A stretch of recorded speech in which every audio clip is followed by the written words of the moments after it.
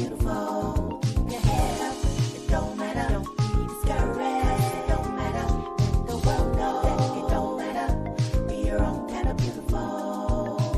Beauty is so beautiful. Plus size is so wonderful. Being thick has benefits. I'm not your ordinary cheek. I've got a lot of love to share with low, short, and nappy hair. Taking time to let you know I'm my own kind of beautiful.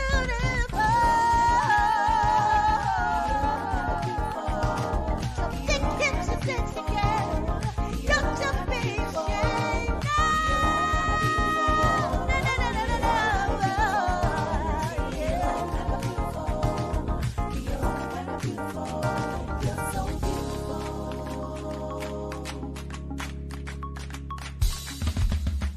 If you're plus size, it don't matter. If you got curves, it don't matter.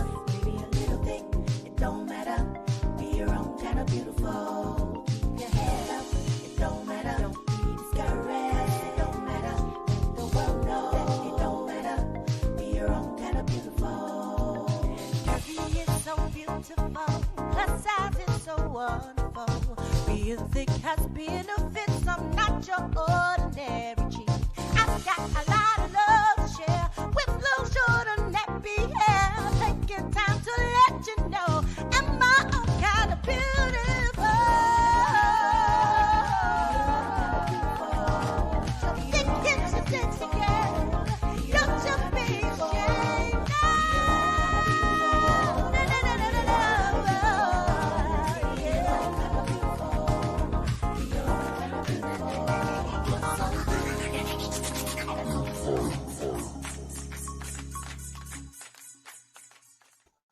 Hey everybody, welcome to Jamila J Girl Talk. Sorry, we're a little late, but we're right on time.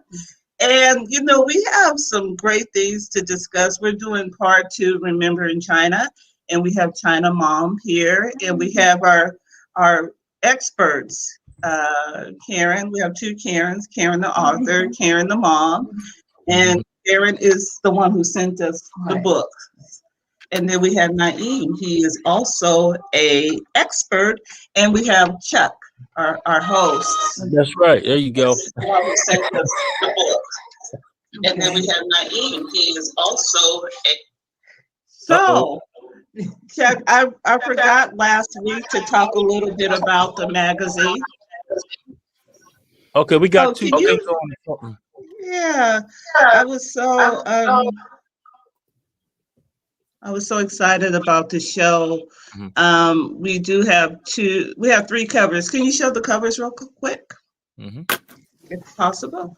So this is kind of like our erotica. So we don't show everything. We leave a little bit to the imagination. And this is model Coco Mocha. She was on the show a couple of months ago. Okay. And next. This is Crystal. I want to send a shout out to her because she called me. She inboxed me last week. Najieb, I don't know if you remember, but you said, if you think about a person, just reach out to them. And she didn't want anything. She just said, I'm checking on you and how you doing. And God put me on your heart. And that meant a lot to me. So shout out to Crystal Shamir. And you have any other pictures we can share? She's in the magazine too. And we don't show, this is art, right? This is what we were talking about when she was on the show. This is art. That's all we have today. We'll come back next week and we'll show some more. So. Okay. So today we're remembering China and part 2. And last week the mom was not here to tell us about China, but she's here this week. And so we're going to talk about domestic violence, financial, sexual abuse. We're going to talk about all that. And, we're going to talk about an exit strategy. How do you get out of this situation? So let's take a commercial break and we'll be right back.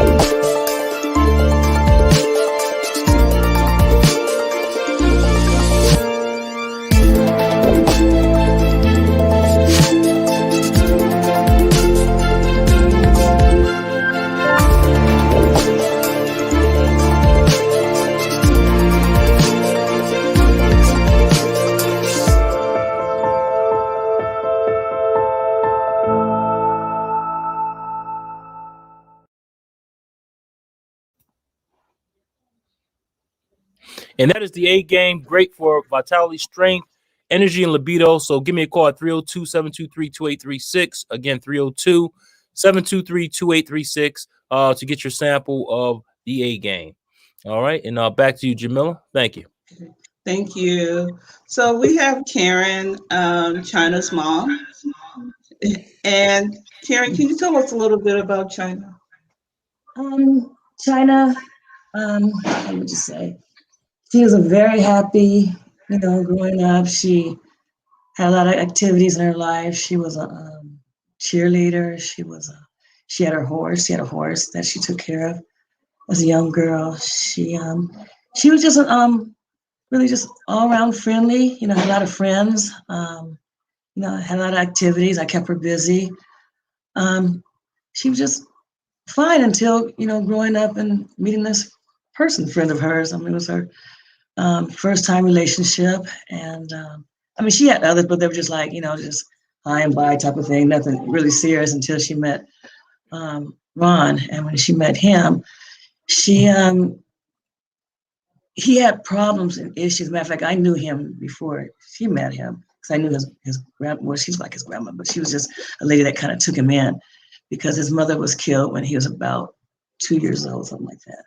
So he didn't really know his mother, and I don't think he ever knew his father, as far as I know. But anyway, he just seemed really quiet and didn't say too much. His family members were in and out of prison all the time, for drug sales or whatever. But he didn't have a record.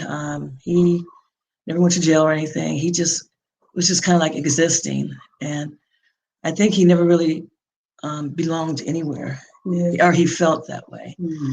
And in hindsight, he hated China because she had a mother and a father, brothers, and a lot of friends. And he tried to take all that away from her. He would call her jobs and say she was on drugs and just a lot of mean things. China didn't do drugs. China didn't even know where to buy drugs. And, that was all his get down. And it was like, if you love me, you'll join me, type of thing. But China had her own mind, and she tried to fix him. That's the main thing. He didn't physically abuse her. He mentally abused her, which I think is the worst because that stays in your mind forever. And she was a little overweight, and she was dark complected, and he played on that and told her she wasn't beautiful. She wasn't. She was a nurse, and he told her she was dumb and stupid, and I think she started beginning to feel that way because of how he approached her. But he would call, like I said, he would call her friends. He would call her job and say she's on drugs and that she, was lesbian acts. Just all kind of lies. He's a very, very good liar. He would say things that, like, if you said it was raining, you would honestly believe it was raining, even though it was sunny outside, because that's just how good he is. And he would just torment her that she would sometimes act out. And acting out, she had at one time broke his finger. And one time, they would fight anywhere. It didn't even matter. But she was more the aggressor because she would just get so fed up and so frustrated that she would go after him.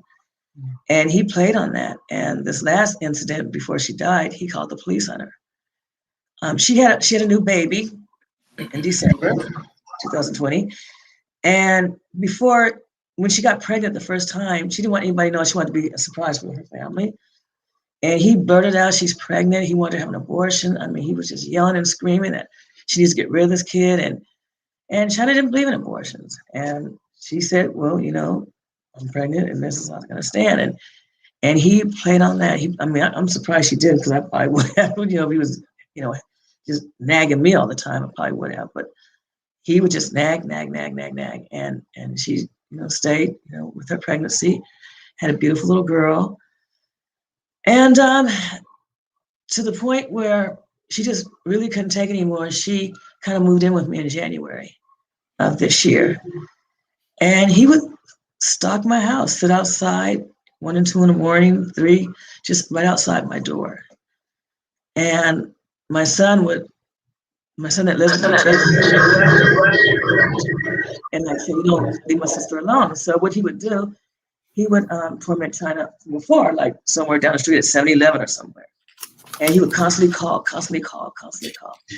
And one morning she came in my room at 1 o'clock and about 2 o'clock in the morning to grab her child's car seat. I'm like, where are you going with the car seat?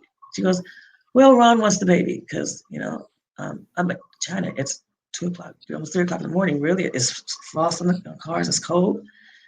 And she said, well, I can't sleep. He's bugging me. Turn off your phone. I mean, because China is very good when people try to counsel her or try to tell her about her situation. But she's very good in shutting down and where she doesn't hear you. You know, she just don't want to deal with it. And she's enough that she has to deal with him, but then deal with, you know, family or friends nagging and nagging. And then she just kind of totally shuts down. And so we kind of like just leave her alone. But when it comes to bring a 45-day-old baby out in the middle of the morning, it's just ridiculous. And I called the police on it myself, and the police came, and I said, well, he's on, you know, cocaine and he can't sleep, so he's harassing my daughter.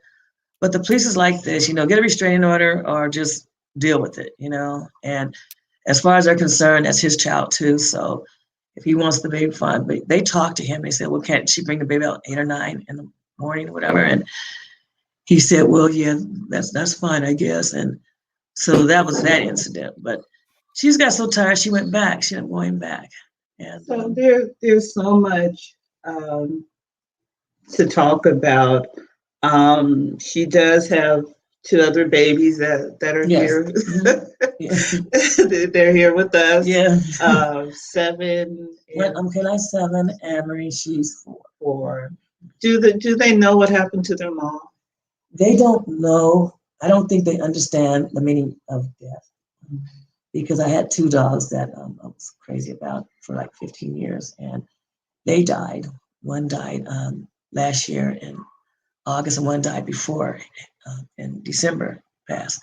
Anyway, they keep asking, where's the dogs? I said, the dogs are gone up to heaven. You know, they're with Jesus. Because, you know, we did take them to church. I made sure China took them to church and everything. And they said, oh, okay. But their interpretation of it is that they think she's in the hospital. The dogs are in the hospital. Because in fact, every time they come back over, where are the dogs? Are they at the hospital yet? I said, no, they're gone, you know. And we have not explained to them what happened to their mom. I don't know when the paramedics came, when he called the paramedics, his interpretation, they were having sex and she started foaming at the mouth. And that's what he told me. And that's what he told the police and paramedics too, I guess. And they, I guess, tried intubating her, whatever, but her blood pressure was really low. So I guess they let her go. I'm not even sure how long that he called for help for her, you know, in between to try to get rid of everything that he had, you know, in the house. He said he tried doing CPR. He didn't know anything about CPR, but I guess 911 operator told him how to do it. In any case, I'm not sure what the kids saw. I'm not sure if they were, if they witnessed everything, but see, they saw the police take her before because about 3 weeks prior to that, he called the police on her because he hit her, she hit him back, but he had a scar because he's a little bit lighter than her. And the police saw the scar on him and arrested her. And with that said, she bailed out. That she's only in jail maybe about 2 or 3 hours before she bailed out. But they think that she's in jail. Yes, I think they think that she's in jail. Or well, one Marie says that she's probably in the hospital. She's in the hospital. Yeah. So, but like I said, I don't know. None of us really know how to explain death to them. Do we just take her to show her body? Because right now she's still at the morgue because I'm trying to find out what happened to her. Yeah, they have not had a burial service. They're waiting for the toxicology report. We're waiting for funding, of course, and we're waiting for toxicology report. They said it'd be anywhere between 4 to 8 weeks. But they said you can claim her body now, but you know, from what I understand, a lot of times they please have to resume the body, you know, and things like that. But my thing is, since she's there, you know, because he has scratches on his neck, his ears were bleeding, you know, like she was trying to get him off of her. And she told several of her friends that he's going to poison her. He's going to poison her. And everybody believes that he did something to her. We strongly believe he did something to her. There's so many Chinas out there, and That's why we wanted to do the show. Sometimes it is an opportunity to let it all out. Yeah. And our goal is to save people and to help people. You know, we're feel good talk, but like Chuck said, we have to, you know, get to the meat of the problem. At this point, I would like to have Naeem introduce himself and just, you know, chime in and, you know, give your input on what Miss Karen, the mom, said. Yeah. Well, I'm sending my condolences and love to you and your Thank family. you. Thank you. My name is Najieb. I'm here as a guest, a friend, and just here to support uh, all of us in the recognition of just what this other pandemic we have going on called abuse in relationships, and how we can do our own part to keep our relationships with friends, family, you know, close relatives, loved ones, etc., keep them healthy. And I you know, I I can only speak for uh you know, the my place in knowing the principles of love and fear, and how the mindsets work when it comes to this abuse. And I would like to share, could you share my screen, Charles? I'm sharing this from this book, and what I was listening to you when you were speaking, Miss Karen, about the individual who's doing the abuse. I wrote a book about cults, which is basically abusive relationships, as you can see on top. And I just wanted to give everyone a breakdown of what these four pieces are. So the C stands for control. It's usually based in control based, to have total control over someone's lives, like using the baby as a token or as a, you know, means to control. Oh, you need to come outside right now with the baby. Like that's trying to, you know, be controlling. Unloving, so it's fear based.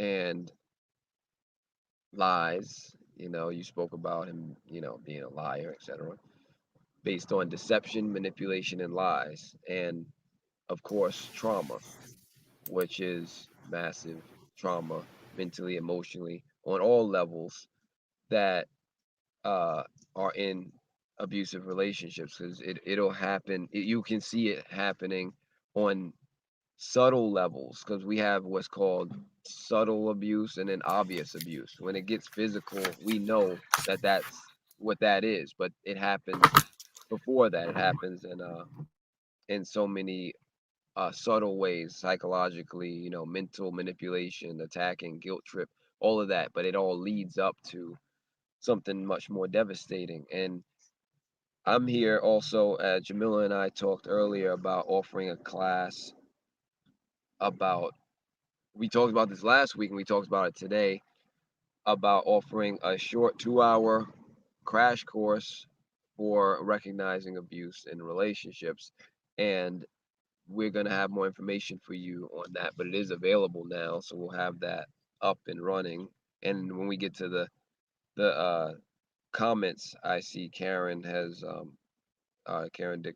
Dickerson has put in the domestic abuse violence hotline number. And so I'm here as a resource to help anyone who may have been in a similar situation or currently in one, to help recognize it, because it's very scary, and sometimes you don't know how to get out of that in the meantime. So I'm just here to support, and I'm going to stop here and pass it over to anyone else who wants to share. Okay, Karen, the author, can you give us some feedback on what you heard? Yes. Good afternoon, everyone. Always a blessing to be on here, especially in an important platform. Miss Karen, I'm sending you so much love and hugs from where I am. And from what I was listening to is, and sadly, is where we hear these conversations and we can say, oh, that's so unfamiliar to me, so familiar. And what stood out, I was talking, which is very important and a lot of people don't understand, is mental abuse and stalking. She got tired and she would get frustrated and she would get upset, and people looking on the outside only see the frustration in her getting and her acting out. They don't see the mental part of it. They don't see the stalking of it. And I do know stalking is one of the hardest things to charge anybody with, because like you said, the cop said, well, can't y'all just do this or just do that? And that can't drive somebody to be so angry to where they're the ones getting arrested and nobody's listening to her crying out.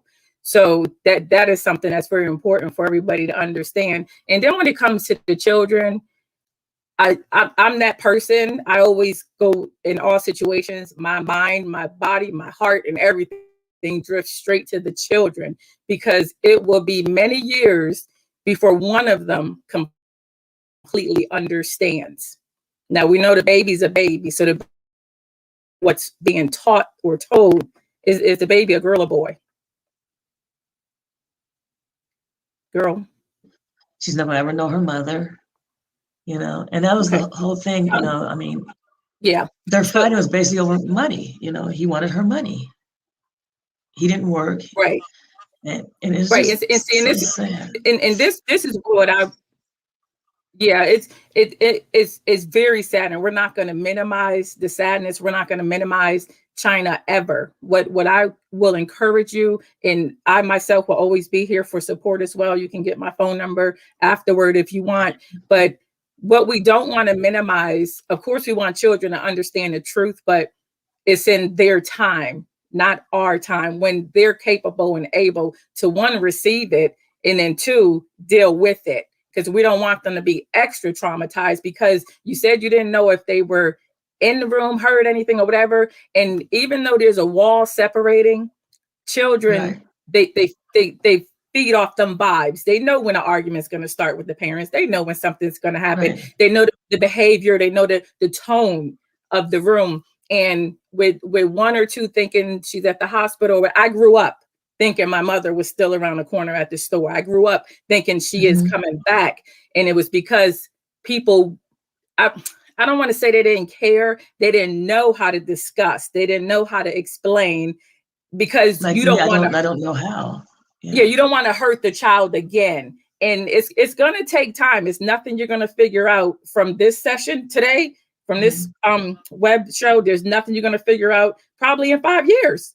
And it's a day in and day out. But what you have to do, one, is figure out how you're going to cope and deal with it, how you're going to have a little bit of peace, and then you'll be able to help the babies. And of course, like Naeem said, he's here. He has a lot of tools and materials, and I'm sure he probably wouldn't mind a phone call. Where never think any question you have is a dumb question. If you're feeling a certain way, please call out on it, ask the questions, because your feelings are going to be like this for the rest of your life, for the rest of your life. So never think, I commend you for being on here. I commend you for being on here. One, and I'm trying to fight back my own tears. One, because you don't have closure yet. So what that shows me is that you have strength. You got that mama strength. Yeah. And that strength is going to help you with those babies. So as they go and see what happened, because you will get some answers. You know, once death certificates are, you will get some answers that may still be unclear, but it's going to take some time. And you being a mother, because I was that daughter that needed to know about my mother. Yeah. So from 22 years to like 50, I pieced together the puzzle. It's hurtful and it's painful, but stay connected with those who want to help you for the right reasons. Stay connected as far as those children, and making sure, if you don't know where to get certain resources from, ask somebody. We'll all throw you some resources. And I don't think anybody on here is going to give you resources without explaining or being available to answer your questions. But I commend you so much, because your strength right now, whether you know it or not, is helping another China's mother and another China's mother and a father too. We don't want to discredit the fathers that are also suffering, but I commend you for what you're doing, because what you're trying to do is preparation for what's to come. Those babies are going to ask questions. And if you feel you can't answer the questions when they ask them, bring somebody in. And what I've learned with children, to me, and I'm only speaking from what I know since I worked in the mental health field a long time, find them somebody that meets them at their level. If one like to play sports, let them talk on the basketball court. Don't bring them to sit on nobody's couch. I mean, that works for some people, but we got to start doing it where the children are. Right. Yeah. And it really amazes me. The kids, they don't even talk about going home. I mean, some children are like, I want to go home. I want to see one. Because sometimes when I would have them, well, I had them all the time, but sometimes when my daughter drops them off on her way to work, and they go, is it time to go home yet? We're ready to go home. But since, I had them when the day she died, I mean, they have not discussed about going home. They have not discussed about seeing their father or mother, because he just kept her so pinned. I mean, and then after she did go back, he would follow her everywhere. I mean, to the doctor, I'm like, do you follow her to the bathroom too? I mean, really? I mean, to see her brothers, and see, she had 4 loving brothers that loved her dearly. And that just messed up. He was just hateful. I mean, I never seen anybody very quiet as he was, very reserved. And even when the police come out, they look at him, well, he's nice and quiet and reserved, no record. So they think of, him as the good person, and he's made my daughter, I mean, he changed what she could eat. I mean, she can't eat no pork, she can't have this, can't have that. I'm like, really? I mean, she was raised on bacon. I mean, we don't eat pork all the time because of, blood pressure and whatever. But, I mean, if she wanted to have a bacon once in a while, fine, but not with him. I mean, that was just a no-no. They couldn't have no pets. I mean, and then he bought decorations and things for the house. He liked to decorate TVs, whatever. I mean, and he told, well, you can leave, but you can't take. She goes, you can. My kids were raised not to be so materialistic, and he said, you can have everything. I don't want any of this. It's not mine anyway, But and since that didn't work, he tried other tactics. I mean, he was just unbelievable. I mean, I didn't. And it's really sad now because our brothers are so torn up. Like they feel like they should have did more. They should have made her, leave him or made her kick him, whatever. But you can't make no one do anything they don't want to do. She's a grown woman. She's 31. And she's going to do what she wants to do, no matter how hard you try to interfere. And then when you interfere even more, that even pushes them closer, So I just was pleasant. I didn't say anything negative about him. When she would come over, bring the kids and speak to both of them, and just like nothing ever happened, because it's not going to do any good, And it just gets to the point where if I was negative against him, then he wouldn't let me see the kids, That would really break my heart too. So, but when she died, I mean, he was young and good. What do I want to do with these kids? I don't know what to do with these kids. I need help. I mean, I just can't deal with this. And my oldest son, Mark, he said, no problem. He just started grabbing, my other son started grabbing clothes, and, and they didn't have very much because, he was in charge of everything. So what they took is what they have. But China has beautiful friends. I mean, beautiful, beautiful friends and family. And so many people just chipped in and helped out with the kids with clothing and stuff like that. And because because of this guy, she really didn't have anything. I mean, it was just, I couldn't believe it. And then she stopped cleaning her house. I mean, her house was immaculate, very neat, clean. But the last maybe year or so, she just stopped cleaning. She just didn't care anymore. But then this year she seemed like, well, I'm getting myself together. She had a C-section with the baby. And that was her first C-section. And then she had a gastric bypass. And she was doing really good. And she was so happy. She lost about 30 pounds. And she was really feeling good about herself because, she called her fat, black, ugly, whatever, just whatever he wanted to do to demean her. Not in front of us or anything, but her privately. He told his own daughter, you're ugly like your doll. He would let her have if anybody bought the children anything, he would throw it away. Dolls, especially if the doll was white, he would just toss it. I mean, he was just unbelievable. I asked him, what happened to the cute little Barbie I bought you? Oh, I don't know. He won't let nobody see what he does. It just comes up missing. My daughter's clothes came up missing. Mom, did you see this nice dress I bought to go to this dinner meeting she was having at work? And I'm like, no. He took it and threw it away. He didn't like it. I mean, if he didn't buy it, then they couldn't have it. And it just really, really amazes me what kind of person he really is. And even his family, one of his, I guess brothers. I'm not even sure if they're really his brothers, but they came by and brought the baby some things. He started yelling and screaming at them. He didn't need their help and threw everything away. Just evil. I mean, I have never seen anybody so quiet and reserved and to be so evil. I just can't believe it. Chuck, we'll see. Is there any feedback from the audience? Or Yeah, first I'd like to say thanks, Miss Karen, for coming on. And like Karen said, this takes a lot to do this, and we definitely appreciate it. And hopefully, this topic, will shed the light on some of these relationships, and hopefully people will come forward and be able to talk about this, after this show. So again, I commend you on that. But we do have we have about 6 comments out there. Shout out to Sky Dawn. She says, hello, fam. She's always there. Thanks for supporting the Sky. She also says, I'm sorry, my condolences. Thank you for that, Sky. Africa Warrior says, peace. What's going on, Africa? Thanks for tuning in. And Karen, this is the number that she gave, the National Domestic Violence Hotline. I'm going to leave it up there after we come back from the other comments.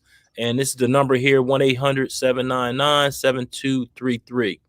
So if you feel as though you're in these similar situations, give that number a call so you can get the help that you definitely need.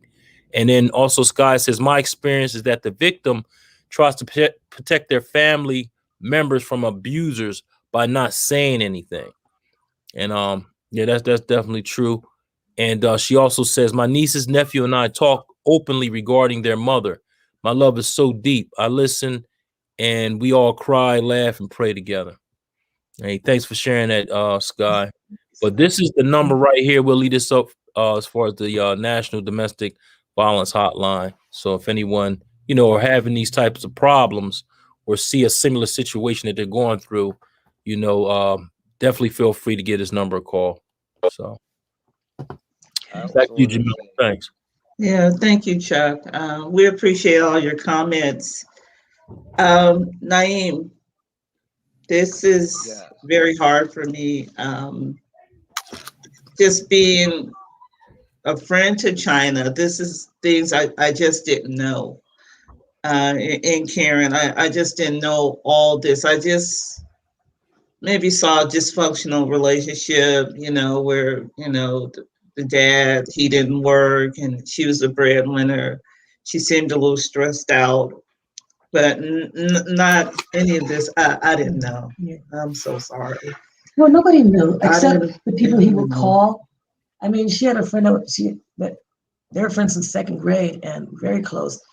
And he called her and sent her. I mean, he went on some porn website or something and sent her all this porn stuff and said my daughter was a lesbian. I mean, just evil. And she was so upset and so disgusted with my daughter for being with somebody. And she's been through abusive. I mean, I'm sure we all have, but I mean, she was so disgusted with him that she stopped talking to my daughter. I mean, and my daughter tried reaching out on Facebook because my daughter was not allowed to have any social media, also no Facebook, no TikTok, no whatever. And that's why she was on. Yeah, she would go on mine. She would go on my Facebook. And I mean, it's just I mean, she just said, Mom, we're like water and fire, or oil and water, something like that. We're just not ever mixed. And she tried to get him psychological help because that's what he definitely needs.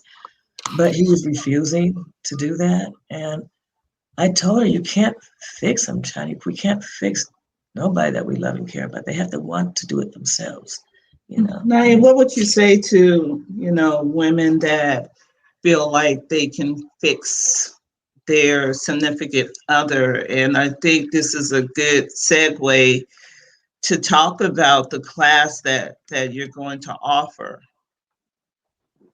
Yes, I would say the same thing that you said, Ms. Karen. You said a lot of great things that I want to, again, commend you for your strength in coming on here and speaking about this so openly because, you've been abused by this. You've been hurt by this. And this is something we need to recognize as well. And like Sky says, my experience is that victims try to protect their family members from the abuser by not saying anything. That whole silence, and it's like because they know that it's not healthy. But let's also recognize that they're not just in an abusive relationship, but in an addictive pattern. And people who are addicted to substances, and we don't look at, they're ill. Okay, they need help.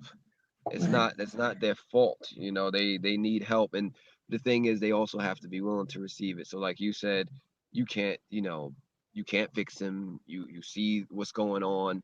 This is not healthy. This is, it's uh really hard as someone witnessing this to see what your loved one is going through, and And then he that's put it onto other people, just like he called CPS on my baby boy, my son. He's 24 years old and have a little girl, and they just brought the baby home about 3 or 4 weeks old, and he called CPS and said, my mother, me, and my son, his girl, I mean, we're all on drugs, and CPS came, they drug test us, and said the allegations were false, of course. We have no problem to, search the whole house if we want to live immaculately. Try to anyway.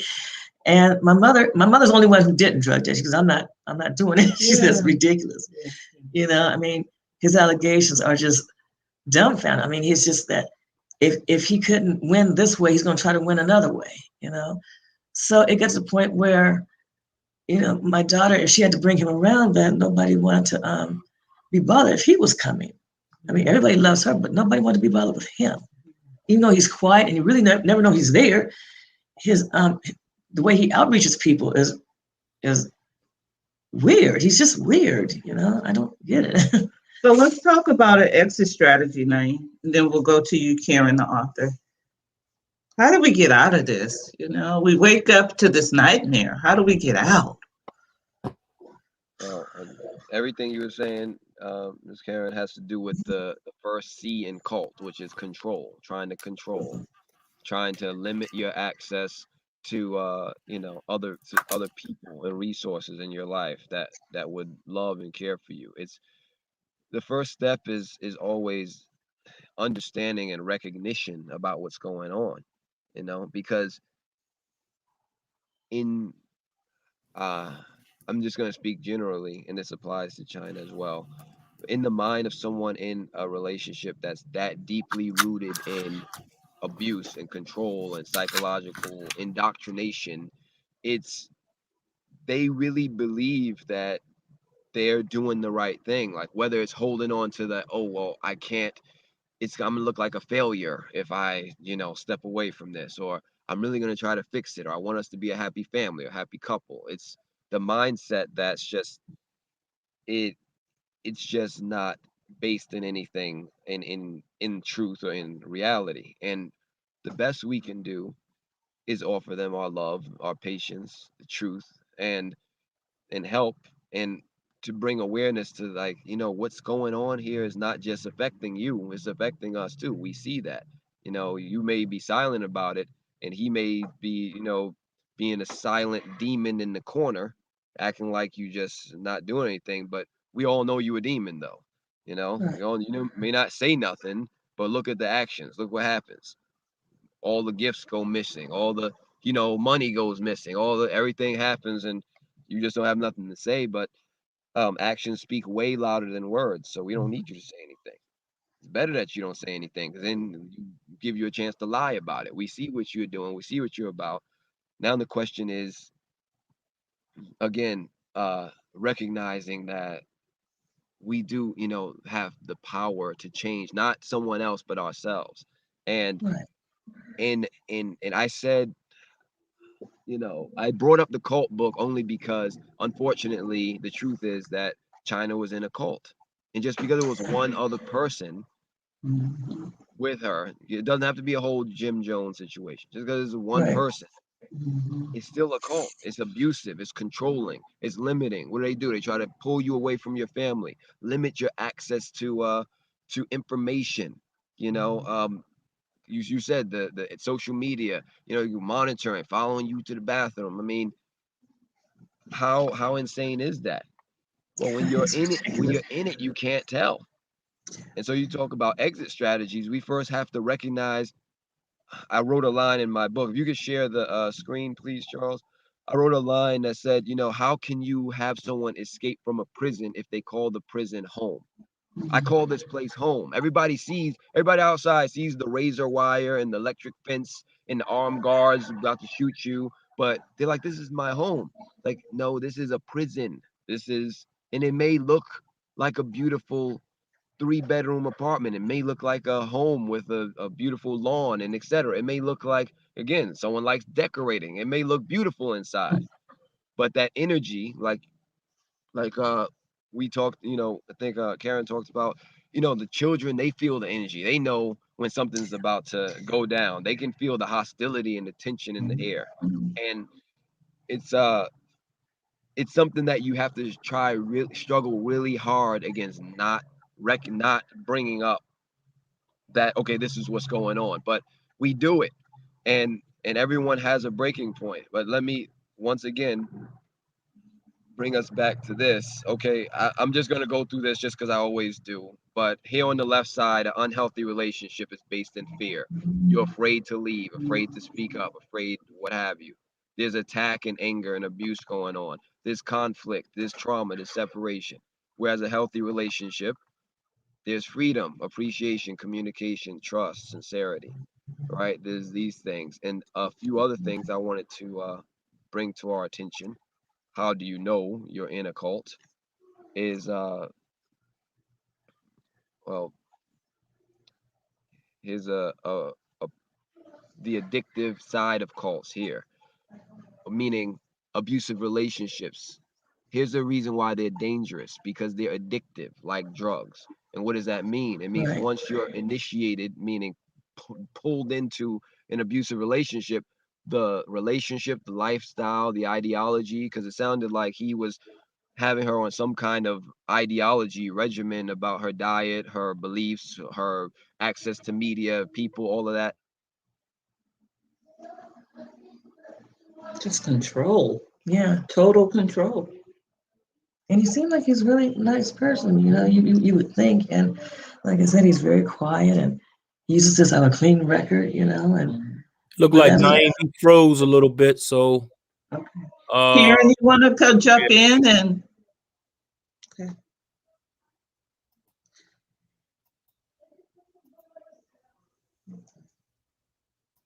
2 or 3 times you reference how hey, quiet. Karen, I'm sorry, I cut you off. Yeah, I guess go back again. I'm sorry. No, you're fine. But...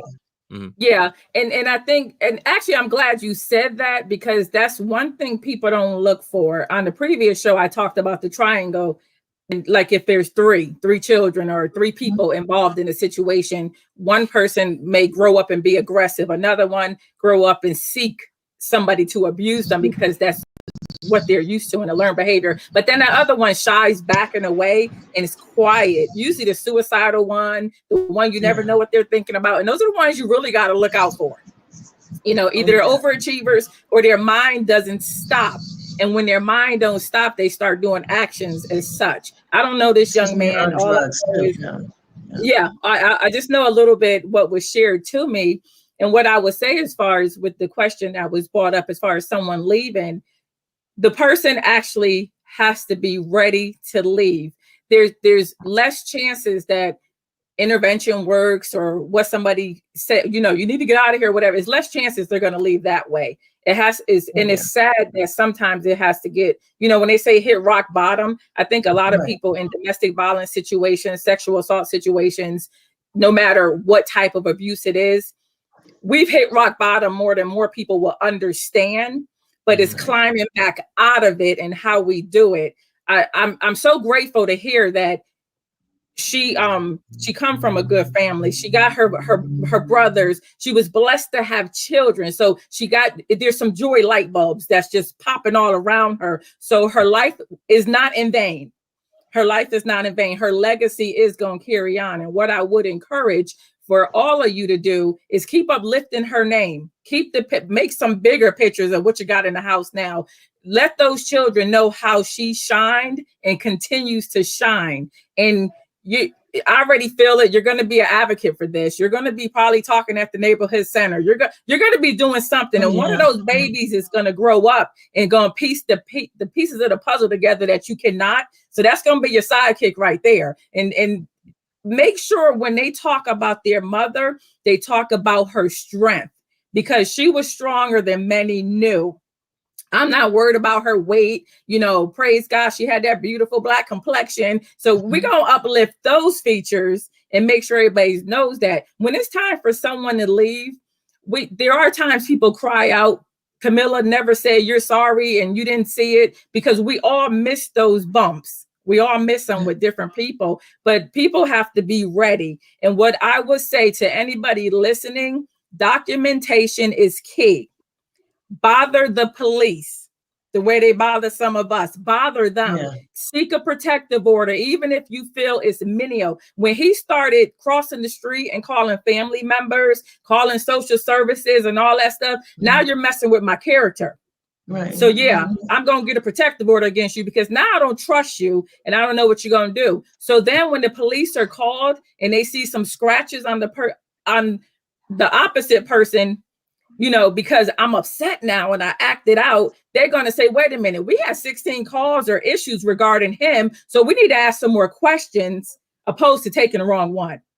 So documentation is key. Even if you're started that. She started that. She went to the court. Well, you know, everything's done online because of COVID. Right. And she got she was getting protect, like the restraining order, but she was still with him. I said, you can't get that and still be with him. I mean, you can. And then custody. Custody. Yeah, there's 3 different type of protective orders. You can get a nonviolent protective order and still be in the same house. So, and that's something good for other people to know. And when I say documentation is key, documentation is key for family members, best friends. Like if I call you at 2 a.m. because it's just like chaos, please write down what I'm saying, because in the middle of this, I'm not going to remember this. So as I'm trying to build my case, I know I can call somebody who got documentation. And our cell phones, that's stamped record. Then, you know, any court can pull that and say, no, she did make a phone call at 2:12 in the morning. You know, if you left a message, get in touch with that phone company. So there's different ways we can build a case. Now, right now, I pray law enforcement is building a case, just try to figure out what exactly happened. And now things are going to come to light. Things are going to come to light. There's some more I want to say about the children, but I'll talk to you off air regarding the children and different things. But because we got to be very careful with what we share and how we share. Right. Because what I will say to you and your sons, and this is life is not going to be easy from here on out, because now I had to, and many others, we have to learn how to try to live without a loved one, but without some answers. Right. So this is your time to come together, not being upset. And it's going to be hard because there's no closure yet. So what I would say is y'all keep that bond that I feel that you had. And I would say this to anybody. Sky, I think Sky is still on here. Sky, bless you for being that auntie that those babies need. Bless you for praying, for talking, for uplifting. And we're sending you love and hugs as well. And I think this is where the network comes in. You're going to probably get some messages. I don't know if you're on social media. You're going to have people sending you so much love and hugs. And when somebody asks you, Miss Karen, if you need anything, you say yes. You don't say no. And you needing something could be like, well, if I need to talk at 11 o'clock at night, can I call you? I mean, it doesn't always have to be money and flowers and stuff like that. Honestly, get the love, receive the love, and take it, because you're going to need like 3 people in your life. You're going to need the one that's going to tell you the truth, no matter how you're feeling. You're going to need the one that's going to sit there and cry with you. And then you're going to need that one that's going to push you and say, no, we got to finish getting the answers. And you're going to know who God sends in your life to be those people. I don't know if they're on here. I don't know if they're in your household, but you're going to know who they are. And that's going to help you help those babies. And another thing, when he calls, when he calls and to speak to the kids, he won't talk to the little girl. He made it clear he didn't really care too much for her, period. But he calls and talk to his son. I mean, we invite him to parties, Easter events. I mean, we reach out to him, even though we feel that especially her brothers, feel that he did do something to my daughter, we know that the kids, they're still his kids. And if he wants to, communicate with them or see them, whatever, we do call and invite. He doesn't show up. Okay. He doesn't even have his phone. And he has cameras all over everywhere Yeah. at the apartment. Everywhere. So he wouldn't answer the door if he doesn't want to. Yeah, and Miss Karen, can I make a recommendation? And I say this to a lot of people in cases like this, because you're very nice. Thank you. I don't want you to be too nice, and I don't want you to open some other doors that don't need to be opened. That's my boys tell me too. That'd be nice. So you're a little bit not, and I appreciate he's the father and everything, but he actually needs to earn that role. In light of the case still open and nothing has been completed, with you doing invitations and different things like that, you may want to look into social services and getting a guardian ad litem. Okay. So you have structured visitations, and you can say, right, I want to have visitations with somebody's with him until everything's done. There's a reason a couple minutes ago you said those children are not asking to go back home. There's a reason. And one of them is gonna come out of them. Not right now. So you also got to prepare yourself for some other things you may hear that you didn't know. But there's a reason why they're not saying they want to go back periodically. That they say little things come out. Yeah. Periodically. So inviting him to birthday parties and different things, that may be more traumatic to them right at this moment. So you got to be very careful and make sure if he is around, somebody that they are super comfortable with is always there. Okay. You have enough on your side where you can say it needs to be supervised visitation. You have enough. Okay. That's true. Okay, Chuck, go ahead. No, so that's true. I mean, that's very true. And you are like you said, you are very nice, and I mean that's a great thing. But yeah, you definitely want to be careful of having them around the kids until you figure out what all happened. That's definitely something to look into. So. We've not arrested yet, so like to bring for toxicology, but they should have took him. They took her. That's how I feel. Mm-hmm. Can I ask you a question? How long has this been? She died on March 11th. March 11th. Wow. Mm-hmm. It's a month. Almost a month. It was a month last Sunday. And it's really funny because China and her dad and myself, we got life insurance policies, and Ben had one, but anyway, that didn't pay for anything either because it was only like 3 months, and they only pay if you live 2 years. I guess that keeps the insurance companies from losing money. So pretty much they only sent like maybe $90 because she didn't have a policy long enough, and so it's really sad, it's not my daughter would be burying me instead of me burying my daughter. I mean, it's just really, I never knew it pays to die too. Didn't know it was that expensive though, I really didn't know that.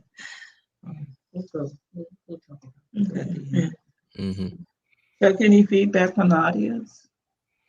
Yeah, we got some questions here. I'm sorry. I'm getting into the questions, but let's see here. Scott Darling says, yes, that's true. She was talking about the conversation we were having earlier, that you guys were giving out information. And Alicia Collins says she loves this. Thanks for tuning in, Alicia. We definitely appreciate it. Appreciate the support. And she says thank you for that. You gave her that the condolences and stuff like that. So she want to thank you for that. So thanks again, darling, for always showing support here, and thank everybody for tuning in. We definitely appreciate it. So back to you, Jamila. I have a question for the experts and Naeem and Arthur Karen. Something I'm hearing Ms. Karen say about China's situation. Why would a man, and this could be applicable to same-sex relationships or male-female relationships, it might be more psychological, but why would a person stay in a relationship and say that you're ugly, you're fat, you're too dark, you're too skinny, you bald-headed? Why would a person be in a relationship and you don't feel like this person is attractive. I mean, what is that? What is the psychological term for that, Karen? What is that about? Well, I think Naeem book says it perfectly. It's all control. And most people like him seek people who they can break down faster than anyone else. You know, and so to me, it's like he knew what to say, when to say it, and how to say it. And she didn't pull back far enough to see I am smart. You know, I'm a nurse. I can't even pass some of the tests nurses take. Right. So we know she's smart, and we know she's beautiful. She knew she was beautiful at one time or another, but I always like to reference sometimes people climb the stairs when they're abusing someone. It's like somebody that do that initial shove. They don't really hit you, but they shove you. And you be like, oh, I'm so sorry. You didn't even shove them. They shoved you, but you say you're sorry. So they walked up one step. And then next it may be a slap, or they'd be like, well, why'd you say that about me in front of your family? So when they see they can intimidate you, it's like somebody abusing somebody mentally. And we had this one, I don't know where this man worked, but he carried weapons. And what he would do, everybody thought he was this perfect man. Every night he would tell his wife, you are not getting up to go to the bathroom. You're not going to do this. And they could have just had a beautiful family dinner with a lot of family members over. He would take his revolver out and sit it on a nightstand. That right there intimidated her. He didn't have to touch her. He didn't put no bruises on her. And we learned more people getting abused would get knocked around the head, because women, we love hair. We have hair. So you don't see the knots and everything. In the summertime, they're not going to grab you on the arm so they can leave bruises. They say more people get beat up physically in the winter because we're wearing sweaters and we're layering up. So I think what he did, he knew exactly what to say and how to say. And us women, we like to talk a lot, especially when we're sad, and we talk about, I talk about my own body more than anybody else. Oh my God, I can't wear this. I'm so fat. I'm so this. I'm so that. So if my husband want to in turn be upset with me, he's going to say, yeah, you are so fat. You are so this, opposed to saying, oh, no, you look beautiful. So he fed off of probably some of her own insecurities, which broke her down a little bit more.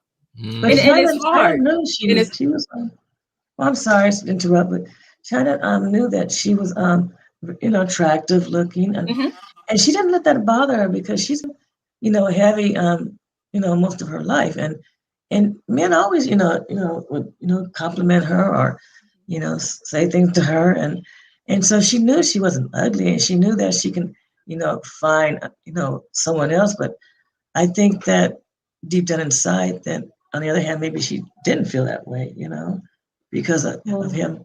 But she didn't want to be with anyone because, she wanted to be with her kid's father, and hopefully someday get married, whatever. But she didn't want to be, in another relationship with someone else, with his kids. And she just wanted to be with one person. Then if that didn't work out, then she was just going to be alone for the rest of her life, But, so she was actually trying to make it work, But she knew that she wasn't ugly. Men always complimented her. So the things that he said to her didn't really bother her because she didn't care. She didn't let that bother her. Naeem, what would you say to that when your significant other is always berating you but still stay with you? Yeah, that's weird, huh? Well, again, it's like Karen said, boundaries, you may have drawn a line, they step over it. And instead of pushing back, you step back, and then you draw another line and they step over that. You draw another line, they step over that. It's war, and they're trying to dominate you. And the thing is, let's just define what abuse is. Okay. It's attack.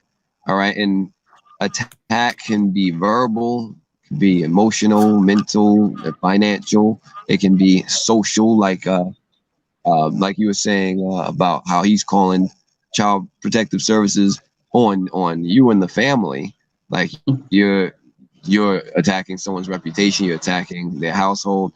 All of these are attacks, and a loving, stable person does not attack.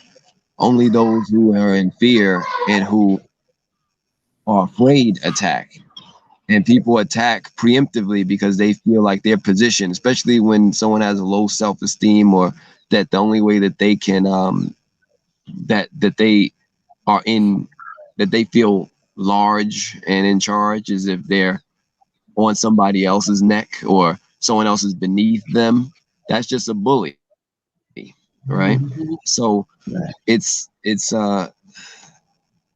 abuse is attack, and when there's that physical attack, there's most definitely the other attacks in some way, shape, or form. The intimidation, stalking is an attack. What do they call it? Virtual or internet stalking, that stuff too.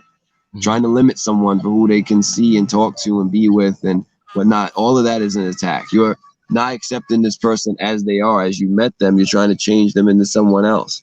And it's okay if you're on a certain type of, let's say, diet and dietary restrictions, and then you join with someone and you also want them to be on that because you're like, oh, well, this helped me, I think it's good for you too.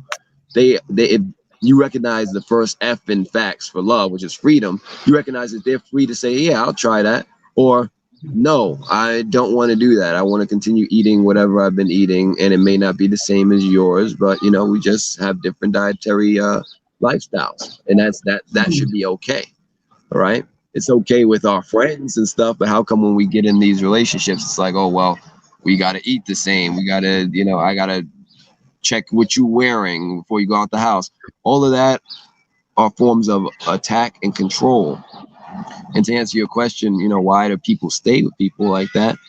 Well, because, you said it too. It's like someone doesn't look for someone who feels totally secure and self-confident and stable to pick on. You're not going to do that. You're going to find someone who, I can leverage something in order to get something from them, to keep beating them down, like a war of attrition. I'm going to keep harassing them, keep verbally abusing them, because what do they want? I'm talking about the abused person. They're for whatever reason, they're addicted to this person, to this relationship, and they can't see, like Karen said earlier, they're not going to leave until they're ready. You can't make someone ready, and you can't make someone want to. You can help bring them to awareness, but the most painful thing for us on the other side looking, outside looking in, is like, listen, you in jail. This person's a monster. Why don't you? He's like, yeah, but they didn't, they only hit me a few times today. Normally it's like a bunch of times. Today is only a few times. That's that Stockholm syndrome and everything else too. It's like you think that because they're abusing you less, then that's actually love, or that's actually care. And so we back to square one. I talked about this with Jamila. It's like love 101. Love is not abuse in any form. So it's not that, oh, well, you abuse me less than you do normally. How about, why should I accept any type of abuse or attack at all? Whether it be verbal, whether it be financial, whether it be any type, in any type of intimidation, all of that stuff. And so people stay because they don't, it's all an emotional addiction, and they don't know how to, they can't see clearly.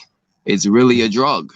It's really dangerous in that way, and they have to reach their own pain threshold in most cases, which again is unfortunate because it can keep that. Some people have a very large pain threshold. Some people's like, oh, you called me outside of my name, all right, well, that's it. Some people, it might take, oh, you used my credit card without asking me, that's it.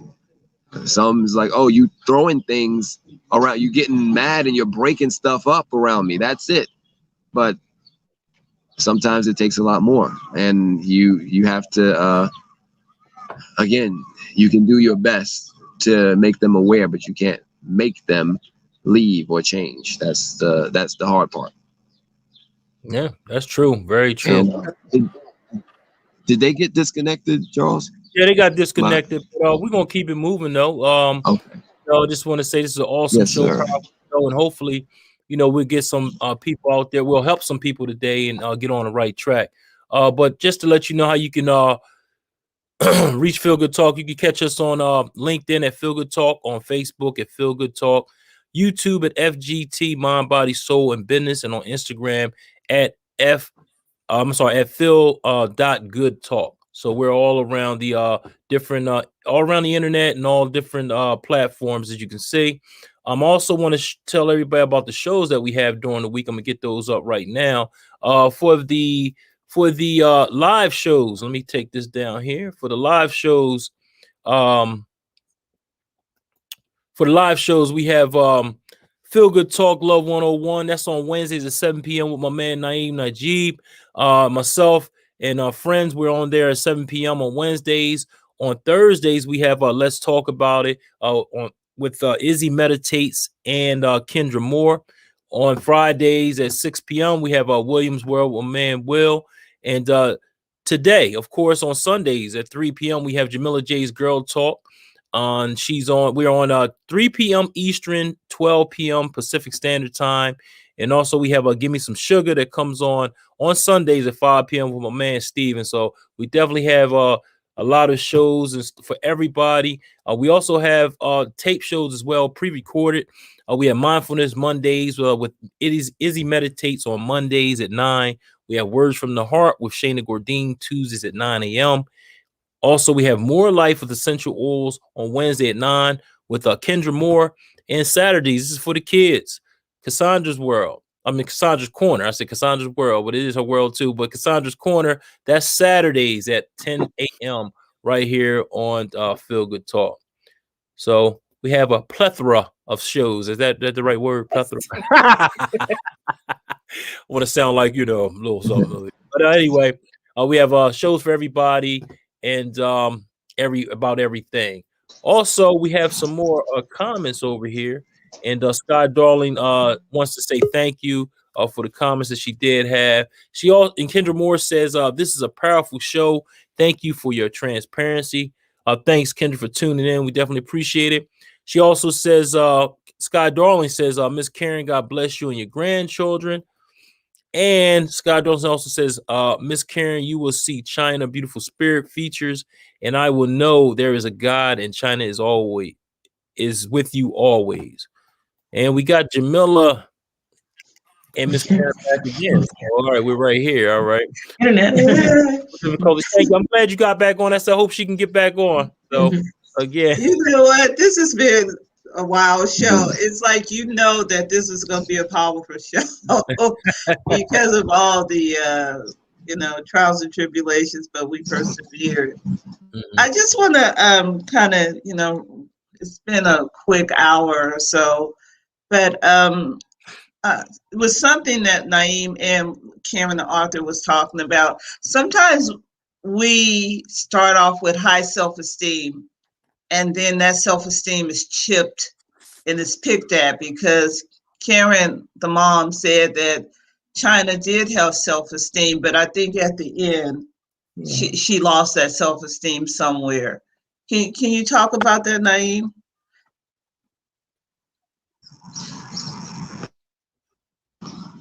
Okay, I'm not on mute. All right. Yes, that's a good point, because it's even like based on context, right? Someone can have a high self-esteem, or at work they can be a boss at work, and they come home and act meek and scared, and it's like, well, what happened? Is the same person? Oh, what happens is sometimes that we accept what's called a self-concept for ourselves, and self-concept is basically a role that comes with certain criteria. Like you say, okay, my role as a housewife means I gotta make food, I gotta do this, and so and so. My role as a CEO means I have to do this, I have to be large and in charge, what have you.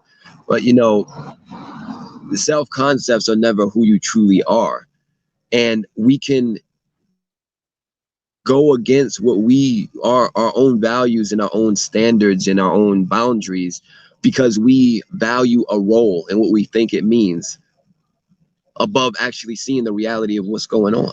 Like some people are just so against the idea of divorce or breaking up, or we've been in this, it's been 10 years already. I mean, we got to make it. But think about it. you're not the same person you were last year. And I mean, and this has been a very unprecedented last year, talking about 2020, but let's just say during normal years, we all change and grow. So you're talking about 5 years, 10 years, you're with someone. Well, guess what? When you met them, you were both two entirely different people. And sometimes people grow together and sometimes people grow apart, but there's no in betweens. It's not like you're going to just grow side by side and it's going to be parallel all the time. You're going to either grow together, you're going to grow, meaning come closer together in love and health, or you're going to grow apart. And so sometimes people take on these self-concepts and these roles and these ideas. So it's like, well, if I'm going to be with this person, they say, oh, I need to adopt this diet. I need to wear my hair like this. And it's like what you're bargaining for. It's a very, very dangerous game because you're like, there's nothing you can actually put your finger on. Like when you go to work and you say, I'm going to work this many hours and I'm going to get this many dollars for my specific job description. But no, as this person's boyfriend or girlfriend or spouse, they want me to do this, but then everything is based on their volatile feelings, how they feel in a moment. So today they're feeling insecure about me going out with my friends. So what do I get? I get a barrage of verbal assaults about how I look and how I'm dressed. And, you know, I don't want you hanging out. I don't like those friends. And it's like, where's this coming from? But it's like, wait a minute. And they're saying, wait, I'm your fill in the blank. I'm more important than your friends or so-and-so. I'm your family now. So then you're like, well, or are you? I mean, I just met you not long before I met my family, right? But now because of this role, this concept of being this wife or this whatever it is that you think you're supposed to be, then certain things that you were values that you were raised with just get overrun. They get hijacked. It's emotional hijacking that goes on in these relationships, and it's very dangerous because when you know, that's what people say, oh, I'm losing myself in this relationship. What you're really doing is you're allowing someone or even an idea in your mind about how you're supposed to be. Maybe you don't even like making food every day, but it's like, oh, I'm supposed to be this sort of person who makes food every day. But the question is, if you are not making food out of willingness and love and appreciation because you just want to, because you think that's your job now, then you're not going to be doing that out of a spirit of love and of peace. You're going to be doing it out of a place of obligation and force and, oh, I'm afraid of what's going to happen if they come home and find out I didn't make food. That's where the control comes in. It's the intimidation. I don't know what's going to happen, but now that I'm the fill in the blank, the spouse, the boyfriend, girlfriend, husband, wife, now I'm this person, I got to behave this way. And it's very dangerous. So we and I'm talking like it's someone else, but I'm saying we because none of us are immune to this. And some of us, you know, most of us have gone through this in some way where you have found yourself being a different person. Like you said, China used to keep a very clean space, clean household. And then that changed. Like what changed? You know, it's like after being psychologically and emotionally abused and beaten down for so long, then it's like you feel like you're trying to fulfill this standard or this role, but in that you're supposed to help, you know, make this person happy or be something for someone. But here's a secret, everyone. You can't make anybody happy. You can't do that. And so the best you can do is join with a happy person, be a happy person and join with them in happiness and be happy together. But your role, your job is not to make anybody happy, and you're not responsible for how they feel. And that's a big part of abuse as well, the guilt trip. Oh, when you did that, when you looked at this person, when you did so and so, it made me feel so, fill in the blank. And it's like, no, it didn't, though, actually. You know, when I was on my phone talking to my friends for 2 hours and, you know, not paying attention to you, it didn't have nothing to do with you. It actually is because I want to talk to my friends. And I had my friends before I knew you in most cases. Right? So you have the right to do that. Don't allow anyone to tell you what you can and cannot do with your life, your time, your energy, your phone, your communication, who you can have. And what you have to eat. It will never be enough. For someone who wants to control you, it will never be enough. Meaning they will go from, oh well, can you stop wearing red. Stop wearing red on your nails. I don't like that. So first they say stop wearing red lipstick. Then it stop wearing red nails. Then it stop wearing the color red. Then it stop wearing this kind of clothes. Then it stop going out wearing that. Then it stop going out, period. Then it stop going out with these people. Then it stop talking to these people. Then it stop even, thinking about who you thinking about right now. You look like you smiling. It definitely can't be me you thinking about. So who you thinking about, there's no stop to it. So we have to learn how to empower ourselves and those around us, practicing healthy boundaries and enforcing those. And that's what we're going to talk about in the class as well. So please, stay tuned. Jamila will post something. We'll reach out with more details for how you can join that and be a part, because it's going to be interactive and virtual. All right, I'm done. Thank you for listening. Thank you for feeding us that good meal we needed. Karen, we're closing up, but Karen, so as women and in relationships, we want that family. China wanted that family. She wanted the picket fish, she wanted the husband, the kids, walk-in closet, the whole nine.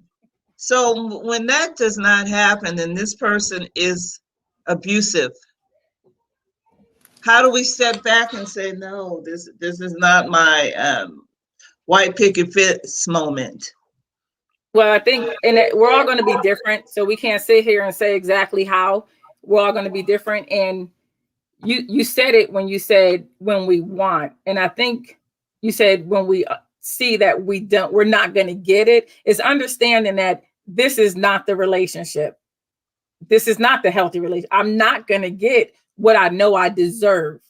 And it's hard for us, especially as women. And I say this because it took me some time to leave the situation I was in. And I'm just sitting here shaking through this whole thing because I'm finishing my next book, which talks about myself leaving an abusive relationship. So I'm sitting here like, Lord, I'm glad I got through that chapter before this show, because I probably would have been another 6 months trying to get my mind together. But I think what we have to realize is that when the white picket fence is not coming, it's like the material's been sitting in the yard for so long, he's never putting it together.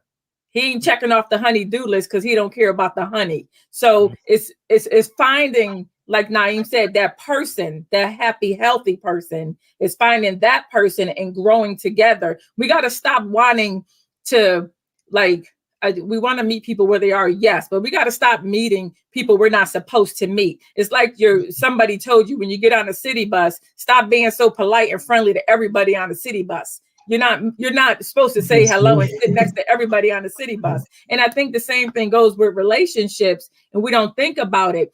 I myself also, I had, when I got married, we had his, hers, and then we had two together. So in my mind, it was like, well, no, let me stay. Let me wait another school year. He's going to get better. He's going to change. And, your daughter being the nurse, China being the nurse, her job was being compassionate. Her job was giving. Right. Her job was to make people better. So if I can do it at work, it has to work at home. I know it's going to work at home. But like Naeem was saying, and I was so glad when he said roles, because we don't highlight that enough. We wear so many different hats that is so ridiculous. I put on a suit because I'm going to this business meeting and I'm talking with my shoulders back. And then I go to the grocery store, I'm in mom mode. And then I get home, depending on the situation at home, I'm a totally different person. We all got family members and friends that we see this happen. We joke around and say, girl, you don't even act like that when somebody else says something to you. So why are you doing this? I had a client once who was so broken and beat down where she couldn't even hold her head up. And I remember saying to staff, why is she at this table and not at the emergency room? I was so dumbfounded when I found out, and a lot don't dumbfound me, because this is life, that she worked in corrections. She got up every day. She put on a suit. She put on her equipment. She was the strongest person at work. She knew how to talk to those men. She worked with men. But once she got home and took that uniform off, and I swear Naeem is always saying what I'm thinking, because when he brought up a couple of things, he referenced that somebody they don't believe in divorce. He quoted one line from the Bible to her, just one, which he made them live by. So she said, well, I can't leave him no matter what he does to me, because that scripture said this. I mean, to the point where, you know, I'm not a scholar and I couldn't sit here and break down biblical scripture. I'm a minister, but I also am like everybody else, got to ask somebody the next question. I had to put her on a conference call with several people, because you never want to go to one. I had to put her on with several different people for a ping pong thing to go, just to let her pour out her questions. I never said her name, who she was, because sometimes we do have to look to the next person. We as family members got to be careful when we say, well, I told her this or I told her that. Sometimes we got to bring in a team. And the team, more than less, is going to be somebody you never thought you would speak to. I believe somebody's watching this show now saying, I don't know who this Karen is, but she's making a little bit of sense to something that happened 6 years ago. I don't know who this Naeem is, but man, did he hit it on target.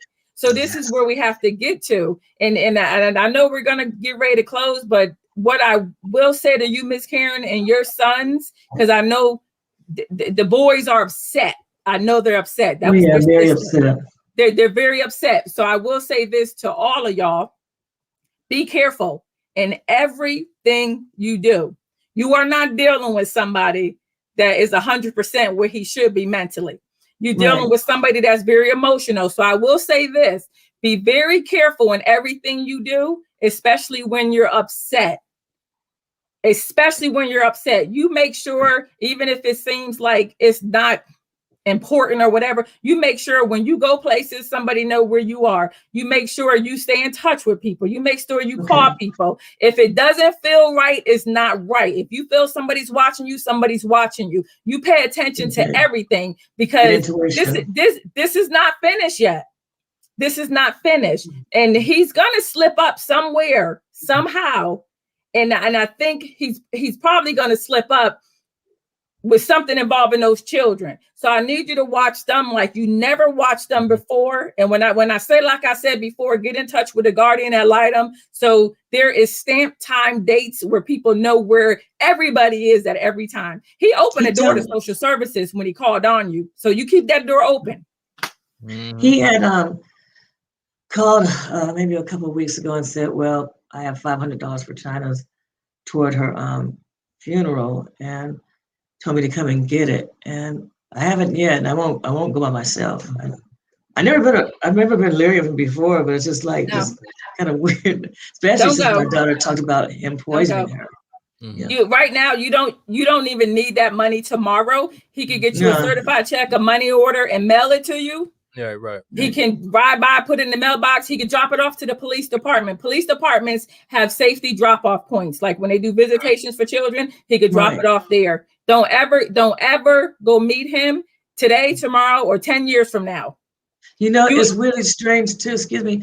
He came by my house, and I know it was him because my daughter had applied for housing with the County of San Bernardino, and she never ever moved because she didn't want to live out there. I said, well, I can't help you if you go out there. I remember saying, but anyway, a letter or something must have came to her to the house because he left it on my mother's car.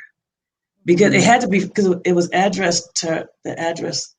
It was just really weird, you know. It was addressed to my house, but I guess my mother gave it to China a while back, but it was at China's house, and he had brought it to my house, left it on my mom's car because one of the neighbors told my mom, and one of the neighbors brought it to the door and left it by the door. But it was just really weird. Why did he just knock on the door and just add it? Just really weird, you know.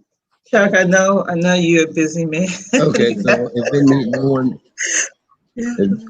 I'm just saying, if no one said this before, he's insane and unstable, and as Karen said, stay away. Stay away. All right, how you doing? And so that's all. That's all I want to say for now. Yep. Yeah. Yeah, Chuck, that's I know you're busy. This has been an incredible oh yeah, part for two sure. of this conversation. I mean, are are you guys are incredible. You're awesome. I just have so many words for you, your wisdom and your knowledge and your truth, and just pouring love into this mother. What mother, father, parent buries their children? Right. And I mean, this is just an incredible show. I just want to say one more thing. The day China died, she talked to me. March 11th, the date of her death, around midnight on that Thursday. She called me. She was, because she used to go to bed early, but since she had the baby seems to be a night owl. So she said she was up feeding the baby, and she's making plans for her son's birthday party, which was going to be that Sunday. And to speak to her at midnight that Thursday, to get a call about 5 or 6 in the morning that she's gone, is just really, really strange. Mm. She was so happy, just about planning her son's birthday party, and getting people to show up because we always do family events like that, and that's when the whole family gets together, my sons and their kids, and it's just really weird. When I got the call, then I called my sons, and they just can't believe my sister's gone. I mean, it really hurt them. I mean, I said it hurt in their eyes. It's just really. I mean, I was even shocked because I knew he was going to do something to her. Her friends told me he was going to do something to her. Mm. We haven't proved it yet, but my boys, they're just so hurt because they just thought if there's something they can do to get her away from him, she would be alive today. Mm-hmm. And it really hurts. It really does hurt. Yeah. Mm. And Chuck, you have some comments or anything before we, say our last words? Yeah, this was like a very powerful show. Everything Naeem, Karen said, awesome job. I mean, hopefully someone got this message and they're doing something about it as we speak.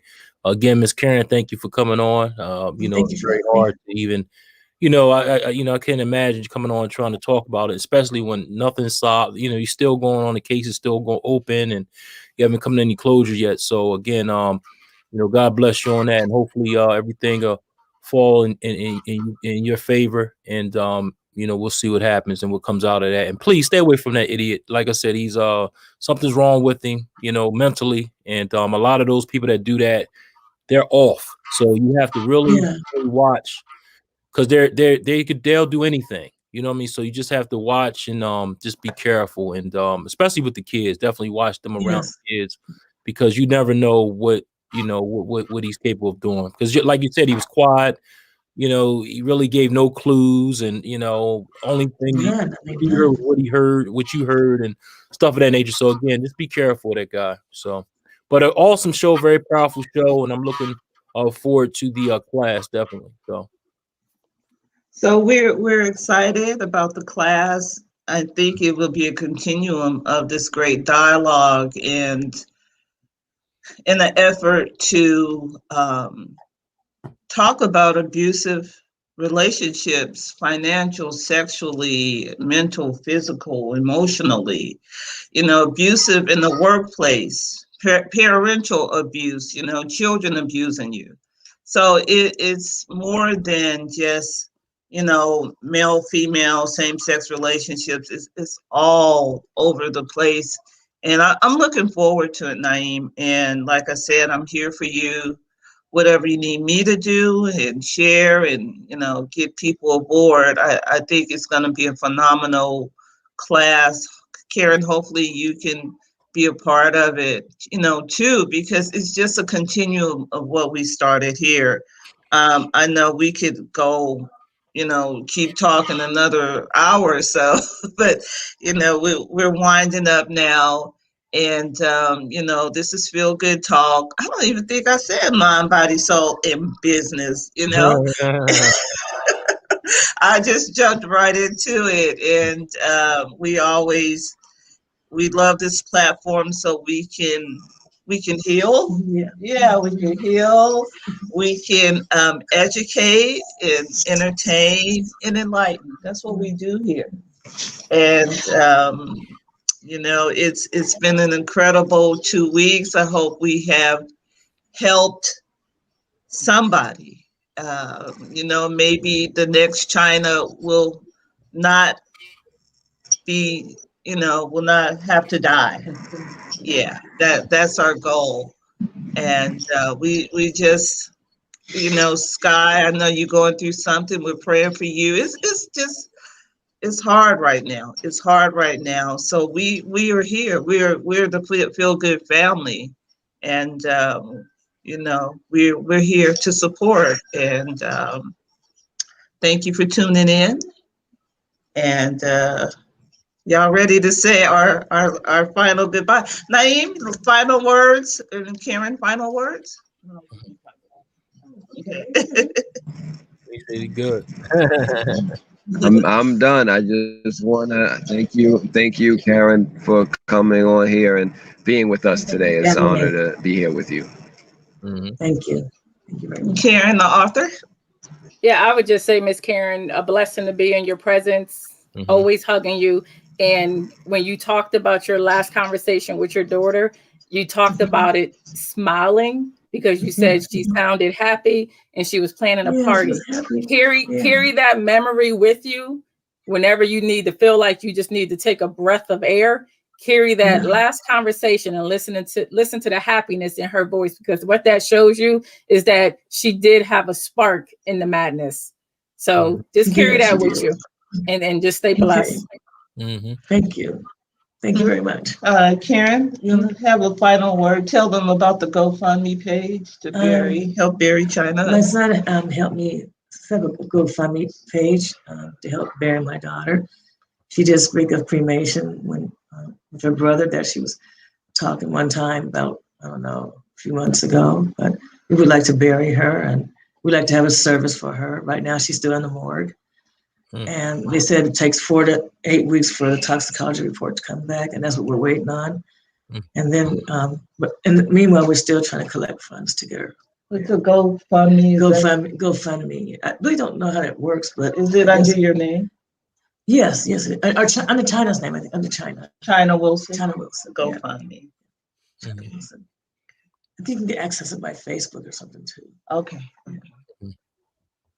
All right, you guys, thank you. Thank you for watching, and thank you for your love, your support, and listening. Okay, wait for the class, Naeem. We'll get that started. This is just a continuum. I'm learning a lot, and I'm a student. I'm a student. I want to learn, like Marie said, I want to learn too. So I wish my daughter could have been here for this. I wish China could have been here. So but she wasn't ready. So we're gonna do our famous, Miss Karen, at the end of every show. Yeah, you see, you've been watching. So we're gonna do our Chuck. We ready? Whenever you are, I'm ready. All right. So we're gonna do our famous piece. That always makes me smile. So you guys ready? 1, 2, 3. Ready.